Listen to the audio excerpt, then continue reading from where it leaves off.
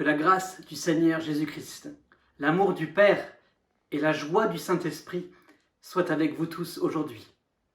Oui, aujourd'hui, nous célébrons la fête de la Pentecôte. Et célébrer la Pentecôte, c'est presque fêter un anniversaire.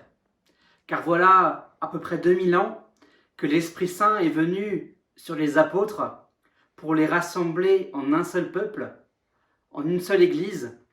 Et c'est ce jour-là que l'Église est née. Et depuis cet esprit de fête, de joie, de rassemblement et de communion, rassemble les croyants tout autour du monde en ce jour de Pentecôte. Ainsi, soyez toutes et tous les bienvenus pour ce temps de joie et de fête dans la présence du Seigneur.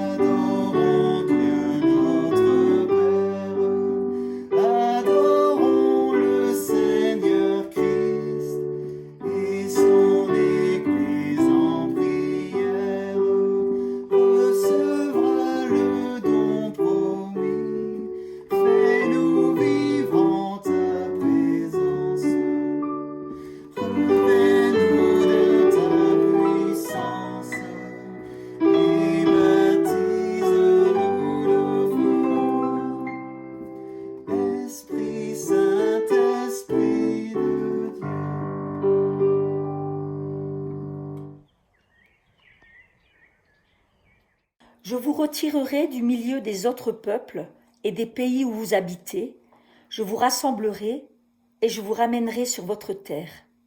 Je verserai sur vous de l'eau pure et vous serez purs. Je vous purifierai de toutes vos actions impures que vous faites pour les faux dieux. Je vous donnerai un cœur nouveau, je mettrai en vous un esprit nouveau. J'enlèverai votre cœur de pierre et je vous donnerai un cœur de chair. Je mettrai en vous mon esprit. Ainsi, je vous rendrai capable d'obéir à mes lois, de respecter et de faire ce que je vous ai commandé. Alors, vous habiterez le pays que j'ai donné à vos ancêtres. Vous serez mon peuple et je serai votre Dieu. Prions. Seigneur, nous voici rassemblés en ton nom, chacun chez soi, et tu nous parles d'un pays renouvelé, du don de ton esprit, d'un pays à habiter. Sois loué pour ce cœur nouveau que tu mets en nous, un cœur de chair au cœur de notre foi, un cœur qui espère, un cœur qui croit. Sois loué pour ton esprit qui nous éclaire et nous conduit. Il guide nos pas, il éclaire nos nuits. Il nous montre la voie et renouvelle nos vies. Sois loué pour ce pays que tu nous donnes à habiter, le pays de ton espérance, le pays de ta confiance, de ta joie, de ta fraternité. Sois loué parce que tu fais de nous un peuple, peuple de frères et sœurs vivant de l'Évangile, peuple qui espère, même dans la distance et dans l'exil. Sois loué pour tout ce que tu fais et tout ce que tu es. Amen. restons dans la prière pour remettre nos vies entre les mains de Dieu. Aujourd'hui, Seigneur, nous venons devant toi pour te remettre nos vies. Et tu sais combien pour nous elles sont chargées et difficiles en ce moment. Nous déposons devant toi tous nos doutes, nos questions et nos craintes. Et avec ça, nous déposons aussi nos échecs. Nous te confions tout ce qui nous pèse beaucoup trop et qui nous empêche d'avancer dans la vie. Mais aujourd'hui, nous déposons aussi devant toi tout ce qui nous sépare de toi. Notre foi routinière qui manque de passion. Nos habitudes qui nous rendent indifférents à tout. Nos discours et nos idées dans lesquelles nous t'enfermons. Seigneur, viens nous redonner l'élan dont nous avons besoin. Que ton esprit nous bouleverse, que ta parole nous transperce, que ton amour nous rafraîchisse et que ton évangile nous transforme. Amen. Au cœur de la tempête, Jésus s'approche de ses disciples en marchant sur les eaux. Et devant leur frayeur, il leur dit « Confiance, c'est moi, n'ayez pas peur !» Il appelle Pierre à sortir de la barque, mais celui-ci s'enfonce à cause de la violence des éléments. Il crie à Jésus « Sauve-moi !» Et Jésus le saisit, il le ramène sur la barque, et aussitôt le vent tombe. Aujourd'hui, à nous qui sommes dans l'inquiétude, Jésus nous dit aussi « Confiance, c'est moi, n'ayez pas peur ». Aujourd'hui, à nous qui faisons face aux doutes et aux questions, Jésus nous prend la main et nous donne son pardon. Il nous accompagne. Il est là. Recevez son amour et sa grâce dans votre cœur et dans votre vie.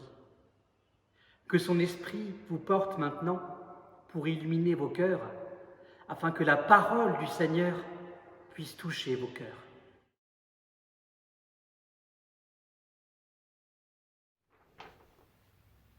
Tout le monde parlait alors la même langue et se servait des mêmes mots. Partis de l'Est, les humains trouvèrent une large vallée en Mésopotamie et s'y installèrent. Ils se dirent, les uns aux autres, « Au travail pour fabriquer des briques, au travail pour les cuire au four. » Ils utilisèrent les briques comme pierre de construction et du goudron comme mortier. Puis ils se dirent au travail pour bâtir une ville avec une tour dont le sommet touche les cieux. Ainsi nous rendrons notre nom célèbre et nous éviterons d'être dispersés sur toute la surface de la terre. Le Seigneur descendit des cieux pour voir la ville et la tour que les êtres humains bâtissaient. Après quoi, il se dit « Eh bien, les voilà tous qui forment un peuple unique et parlant la même langue. S'ils commencent ainsi, rien désormais ne les empêchera de réaliser tout ce qu'ils projettent. Allons, descendons, embrouillons leur langage, et qu'ils ne se comprennent plus les uns les autres. » Le Seigneur les dispersa de là sur l'ensemble de la terre, et ils durent abandonner la construction de la ville. Voilà pourquoi celle-ci porte le nom de Babel. C'est là en effet que le Seigneur a embrouillé le langage des hommes. Et c'est à partir de là qu'il a dispersé les humains sur la terre entière. Quand le jour de la Pentecôte arriva, les croyants étaient réunis tous ensemble au même endroit. Tout d'un coup, un bruit vient du ciel, comme si un vent violent se mettait à souffler, et il remplit toute la maison où ils étaient assis. Ils virent alors apparaître des langues pareilles à des flammes de feu. Elles se séparèrent et se posèrent une à une sur chacun d'eux. Ils furent tous remplis du Saint-Esprit et se mirent à parler en d'autres langues, selon ce que l'Esprit leur donnait d'exprimer. À Jérusalem vivaient des Juifs pieux, venus de tous les pays du monde. Quand ce bruit se fit entendre, ils s'assemblèrent en foule. Ils étaient tous profondément surpris, car chacun d'eux entendait les croyants parler dans sa propre langue. Ils étaient remplis d'étonnement et d'admiration et disaient « Ces gens qui parlent, ne sont-ils pas tous galiléens ? Comment se fait-il alors que chacun de nous les entende parler dans sa langue maternelle ? Parmi nous, il y en a qui viennent des pays des Parthes, de Médie et d'Élan. Il y a des habitants de Mésopotamie, de Judée et de Cappadoce, du Pont et de la province d'Asie, de Phrygie et de Pamphylie, d'Égypte et de la région de Cyrène en Libye. Il y en a qui sont venus de Rome, de Crète et d'Arabie. Certains sont des Juifs et d'autres se sont convertis à la religion juive. Et pourtant, nous les entendons parler dans nos diverses langues des grandes œuvres de Dieu. Ils étaient tous remplis d'étonnement et ne savaient plus que penser. Ils se disaient les uns aux autres « Qu'est-ce que cela signifie ?» Mais d'autres se moquaient des croyants en disant « Ils sont complètement ivres. » Pierre se leva alors avec les 11 autres apôtres. D'une voix forte, il s'adressa à la foule. « Vous, Juifs, et vous tous qui vivez à Jérusalem, écoutez attentivement mes paroles et comprenez bien ce qui se passe. Ces gens ne sont pas ivres comme vous le supposez, car il est seulement 9 heures du matin. Mais maintenant se réalise ce que le prophète Joël a annoncé. Voici ce qui arrivera dans les derniers jours, dit Dieu. Je répandrai de mon esprit sur tout être humain. Vos fils et vos filles deviendront prophètes. Je parlerai par des visions à vos jeunes gens et par des rêves à vos vieillards. Oui, je répandrai de mon esprit sur mes serviteurs et mes servantes en ces jours-là, et ils seront prophètes. Je susciterai des phénomènes extraordinaires en haut dans le ciel, et des signes miraculeux en bas sur la terre. Il y aura du sang, du feu et des nuages de fumée. Le soleil deviendra obscur, et la lune rouge comme du sang, avant que vienne le jour du Seigneur, ce jour grand et glorieux. Alors, quiconque fera appel au Seigneur sera sauvé.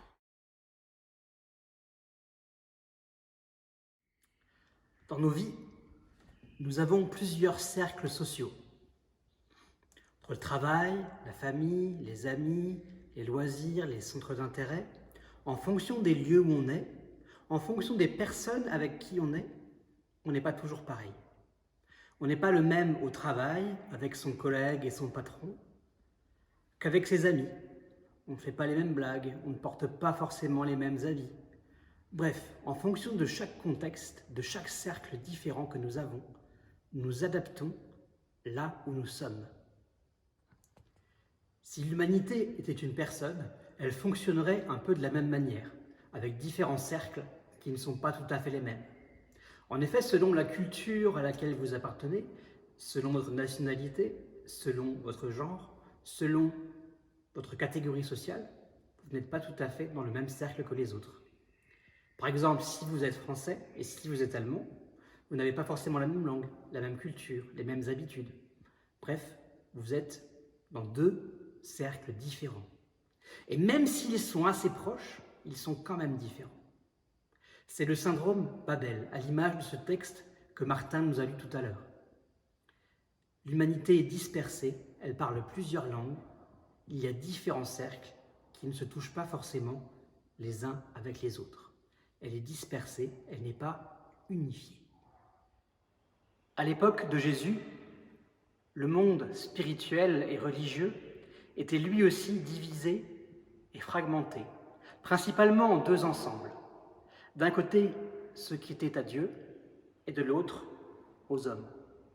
D'un côté, le spirituel, et de l'autre, le naturel, le charnel.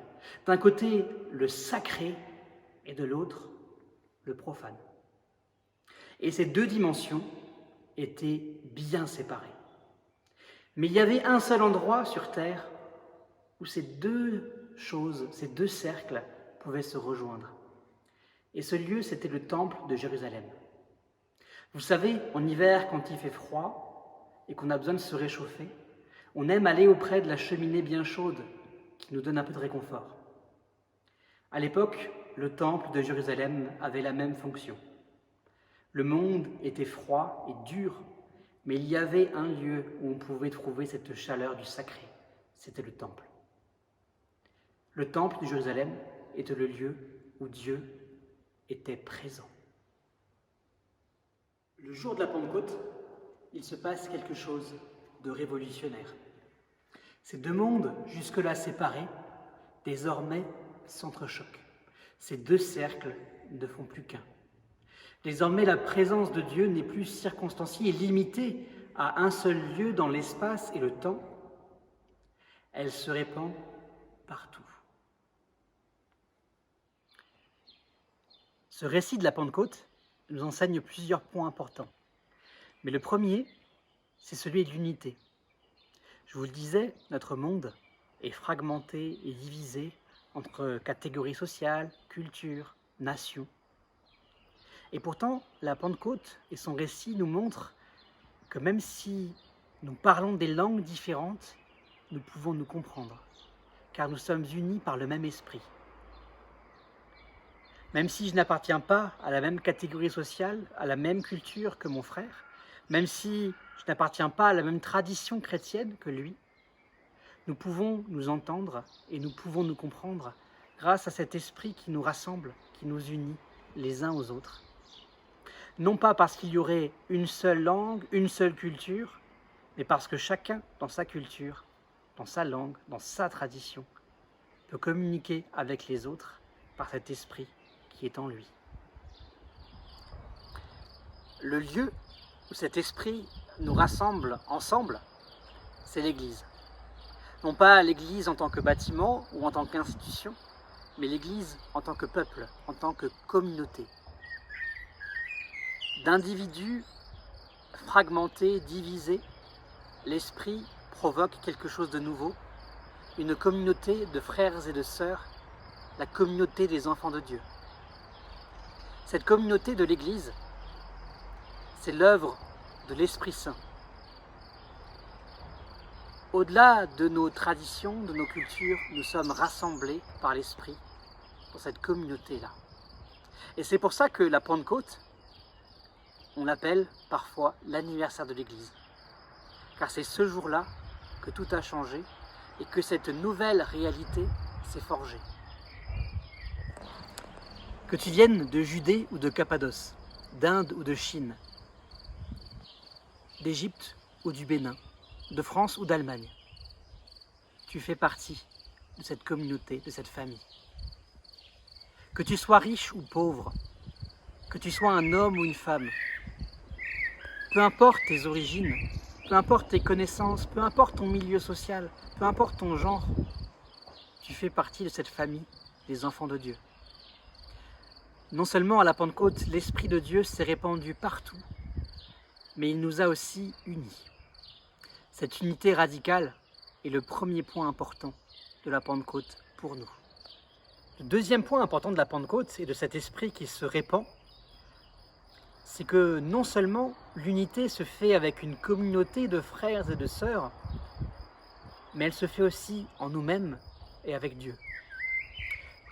Par la Pentecôte, le Saint-Esprit fait que Dieu n'est plus simplement limité à un lieu, mais il se répand partout et il vient habiter dans mon cœur. Pour le trouver, je n'ai pas à chercher loin, il est juste là, avec moi, en toutes circonstances. La Pentecôte, c'est cet acte originel dans lequel Dieu vient vivre dans le cœur de tous les croyants pour s'unir à eux.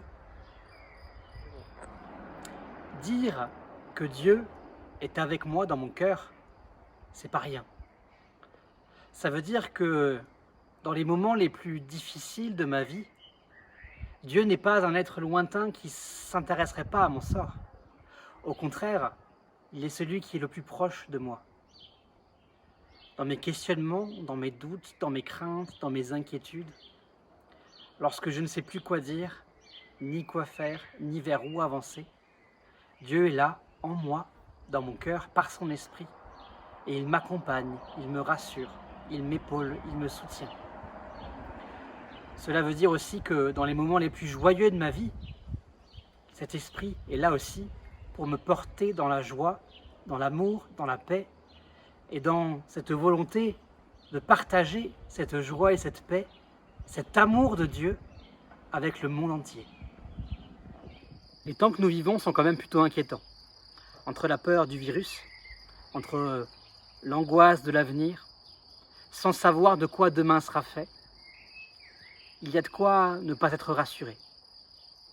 Et pourtant, dans cette situation-là, nous ne sommes pas seuls.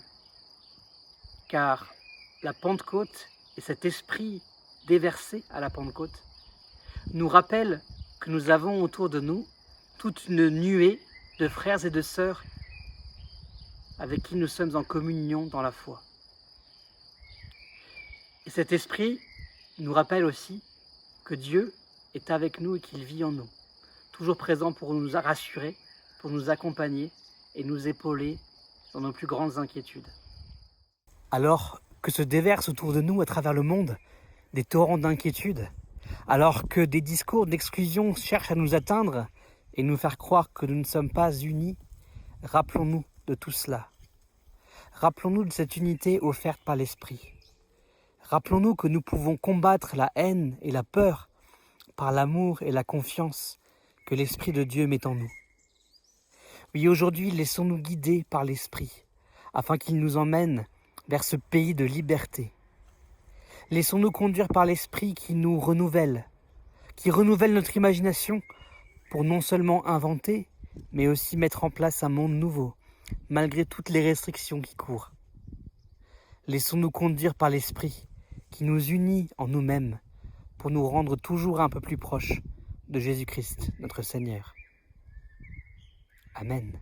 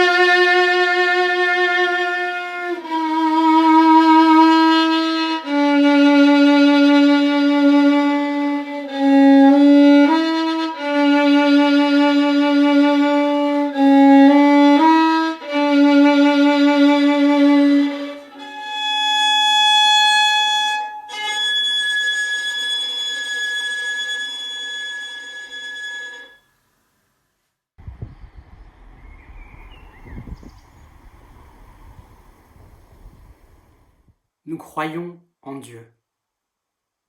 Nous ne pouvons pas le saisir ou l'appréhender, mais pourtant, il nous environne de sa présence. Nous croyons que son amour nous devance toujours, de sa tendresse de père, est sans limite.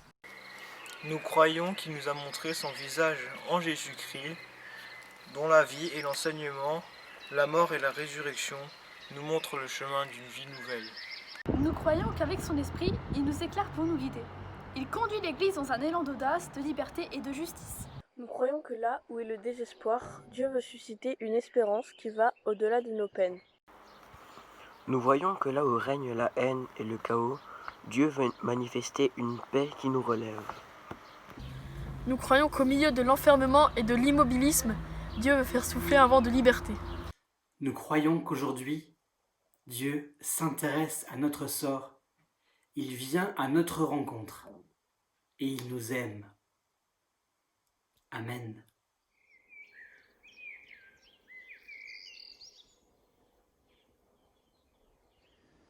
Aujourd'hui, Seigneur, ton esprit rassemble les hommes et les femmes de tous les pays, de toutes les langues et de toutes les nations, dans un même élan et une même foi.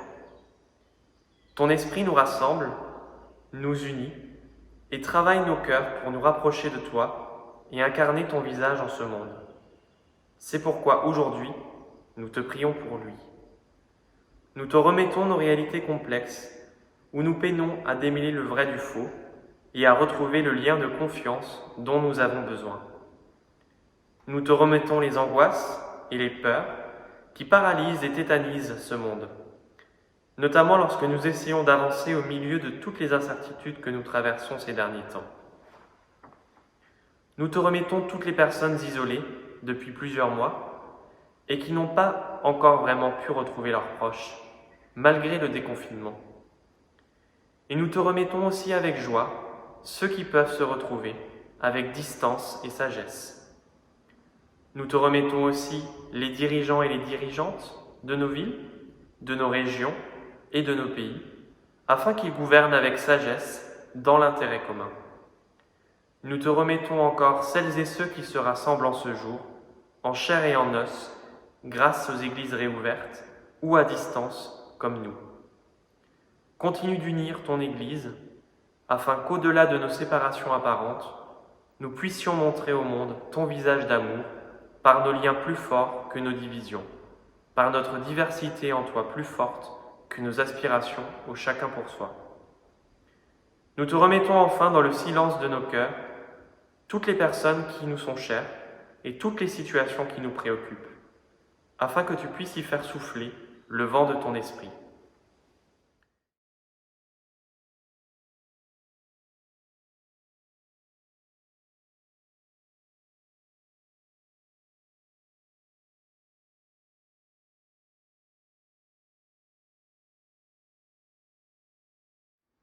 Et comme les enfants d'un même Père, unis par le même Esprit, nous te prions en disant : Notre Père, qui es aux cieux, que ton nom soit sanctifié, que ton règne vienne, que ta volonté soit faite sur la terre comme au ciel. Donne-nous aujourd'hui notre pain de ce jour, pardonne-nous nos offenses, comme nous pardonnons aussi à ceux qui nous ont offensés. Et ne nous laisse pas entrer en tentation, mais délivre-nous du mal, car c'est à toi qu'appartiennent le règne, la puissance et la gloire, pour les siècles des siècles. Amen.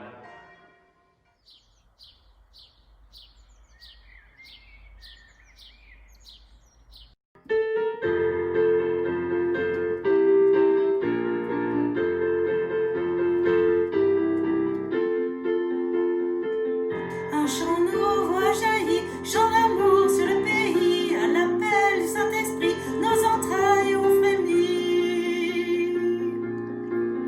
Notre cœur s'est embrasé à la vue du bien-aimé, il nous a tous appelés et dans l'amour entraînés.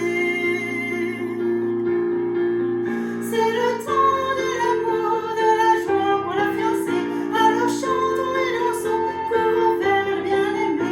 C'est le temps de l'amour, de la joie pour la fiancée,